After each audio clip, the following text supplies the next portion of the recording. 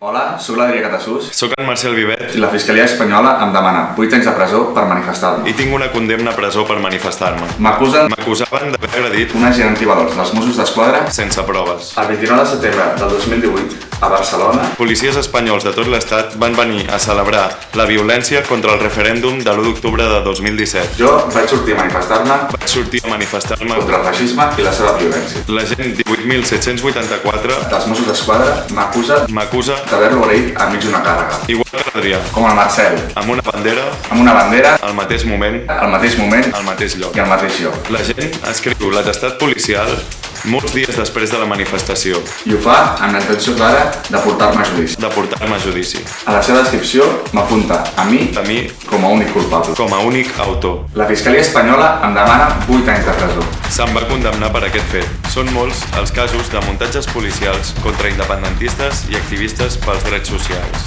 Aquest és un cas més. El 31 de maig, a 2:15, el Tribunal Superior de Justícia de Catalunya em jutgen a mi. Jutgen a l'Adrià. Ens jutgen a tots. Ens jutgen a tots.